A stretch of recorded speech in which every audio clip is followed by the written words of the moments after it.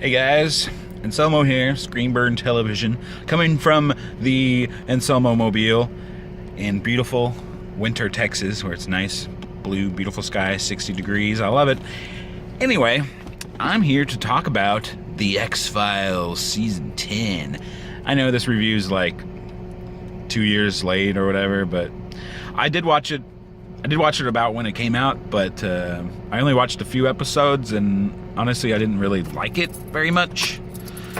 But with season 11 premiering this Wednesday, which I haven't watched yet, I figured I'll rewatch season 10 before I watch season 11, kind of see if it really wasn't as good as I thought, and to kind of refresh myself for season 11. So yeah, here we go. So it was a 6-episode series. It was a mini series. What do they call it? Like a special series or something? I don't know. But yeah, what they did, they kind of bookended the season with 2 mythology episodes, and then the 4 in the middle were different types of Monster of the Week episodes, which I thought was really awesome. So first up, it still felt like X-Files, which is the most important thing, right? I mean, they can do what they want with the story, they can do what they want with the characters. I mean, that's fine. That's a direction they want to go. But the tone and the music, the direction, cinematography, it still felt like X-Files. Of course, it felt like some of the later seasons, when they left Vancouver and they went to LA, it felt more like the LA X-Files, but what are you going to do? Anyway, I mentioned the music. The music was awesome. I mean, it was Mark Snow being Mark Snow. It wasn't as... there wasn't as many strong melodies in the music, but it was still good. It was still good ambient music. But yeah, I mean, the music was good. The tone was really good. So, as I mentioned before, it was the book ended between 2 mythology episodes, and they kind of hit all the points. They hit all the types of X-Files episodes within. It was kind of like a microcosm of X-Files. It's kind of like one of those sampler platters of chocolates that you buy at the store. It was kind of like that, So it was like you take the first bite. Let's just go through every bite. Let's go through every episode. The first episode it was just a strong reintroduction to the characters. It was a mythology episode, so it kind of reinstated. They introduced this Alex Jones type character played by Joel McHale, which, I mean, I love Joel McHale, but every time I would hear him do his conspiracy speech in the show, I was just all my mind was just he's giving the community speech at the end of every community episode. He gives a speech to get the gang back together. It's funny, but yeah, I just kept hearing that. But I really liked that. I really liked that character. But yeah, the first episode it was right back to that.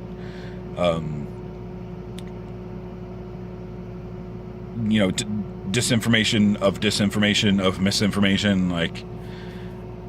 They rehashed a lot of the story beats from season 5 with what was his name? Krakow?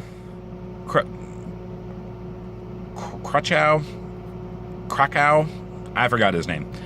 But yeah, the guy from season 5, he came and he's like, Mulder, everything you know is a lie. And he's like, everything you know is a lie. What the fuck? So they kind of they did a small mini arc of that in just that episode. It was kind of weird. I don't know.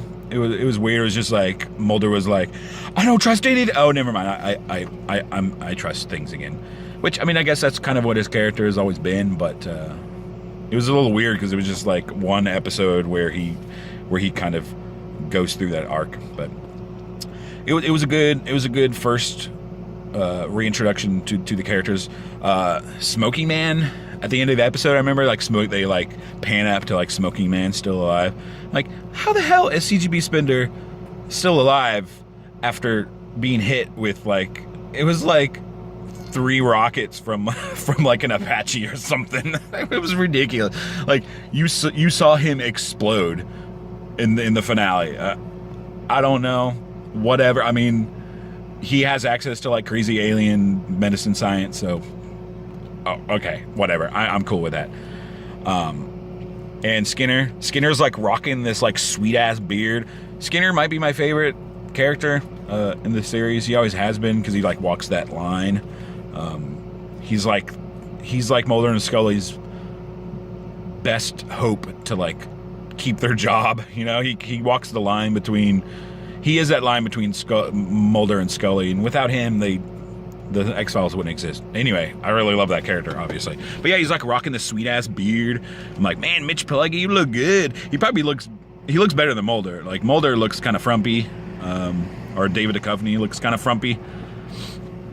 But I mean, Scully still looks good. Like, damn, she looks better than she did in freaking season 8 and 9, which was 10 years ago.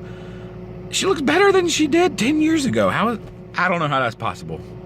But it happened. But yeah, season 2, what was season 2? Season 2 was kind of a conspiracy episode, but it was a Monster of the Week episode. Like it didn't connect to the mythology as a whole, but or rather it didn't connect to the mythology arc, or the current mythology arc. But, you know, it was, what's a good example of an episode like that? Man, it's from season 1. There's one. Whatever. But yeah, it's like a conspiracy episode about, you know, government conspiracies and testing and stuff. It was like a classic X-Files episode, where like a lot of loose ends were left, which I hope they bring some of those characters back and kind of weave that episode into the major mythology arc.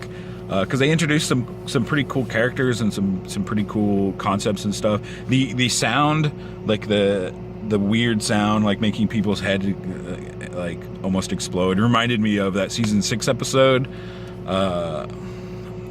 with Bryan Cranston in it. Oh, what's the name of the episode? Fantastic episode. But yeah, like I hope they do some more stuff with that little story and stuff. So yeah, season 2 was a nice little conspiracy fiction episode.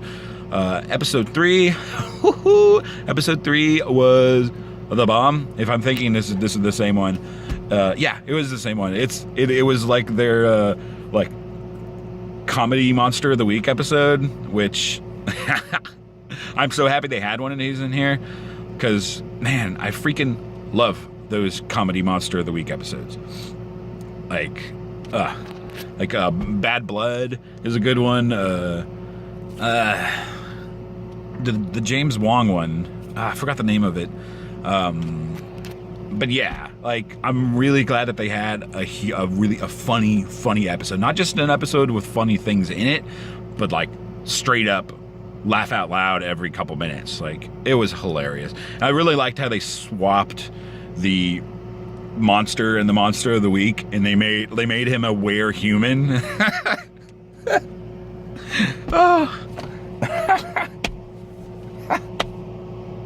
Oh, I'm sorry, that's still a knee slapper. Woo. Woo. But yeah, that was a really good episode. It did remind me a lot of like, yeah, those older episodes, like Bad Blood's coming to mind. But yeah, very, very, very funny episode. I liked how the were-human was dressed like the Night Stalker, like the show that inspired the X-Files. Like, I don't know. It was full of self-referential humor, and it was probably my favorite episode of the season was episode 3 for sure. Episode 4, that was the one with the tulpa created by the street artists to like take revenge on the homeless people. That one was good. That was like one of the like serious Monster of the Week episodes, which those usually aren't my favorite types of episodes. I mean, I always like the tulpa stuff. It reminded me of Arcadia from season 6, but not nearly as funny. But it took that same idea of the tulpa from Arcadia and kind of gave it a new twist. It was an interesting, I don't know, it was okay.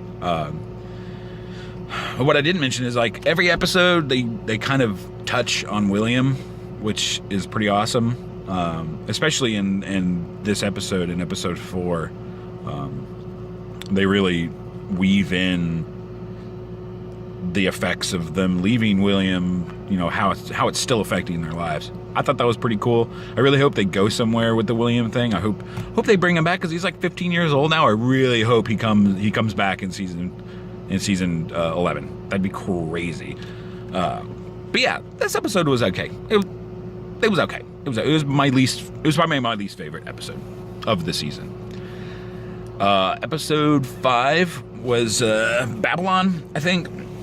Yeah, that one was one of the like Monster of the Weeks that kind of touched on religious issues, which they did quite often, and they do quite often in the X-Files. Because I mean, one of the major themes of X-Files is that line between faith and science, or I don't know how else you'd say it, maybe